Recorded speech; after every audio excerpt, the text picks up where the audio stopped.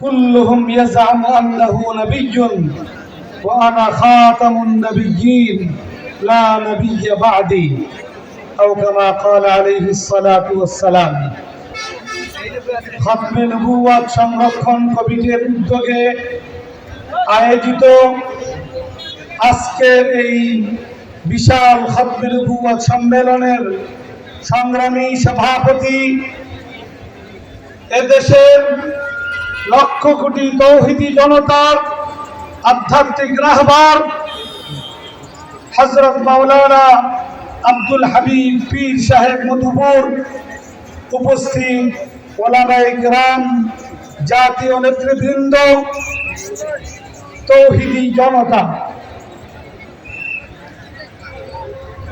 আল্লাহ রাব্বুল আলামিন রাসূল করিম সাল্লাল্লাহু আলাইহি ওয়াসাল্লামকে সর্বশেষ নবী হিসেবে দুনিয়াতে পাঠিয়েছেন এবং আমাদেরকে সেই মহান সর্বশ্রেষ্ঠ এবং সর্বশেষ নবীর উম্মত হওয়ার সৌভাগ্য আল্লাহ তাআলা আমাদেরকে দান করেছেন।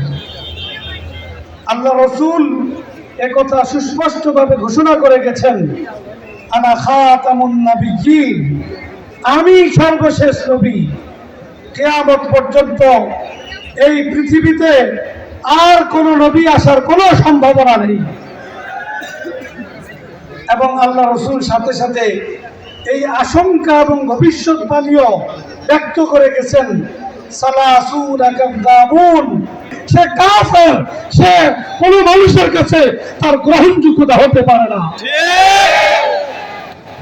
এবং এই ভবিষ্যৎবাণী ঘোষণার মধ্য দিয়া আল্লাহ রাসূল, আমরা যারা তার উম্মত, আমাদের উপরে এই দায়িত্ব অর্পণ করে গেছেন যে যখনই কোন ভণ্ড নবুয়তের দাবিদারের আবির্ভাব ঘটবে, তাকে মোকাবেলা করা, তার নবুয়তের দাবি এটাকে যে কোনো ভাবে এটাকে প্রতিরোধ করে তোলার জন্য উম্মতে মুহাম্মাদীর জিম্মাদারি।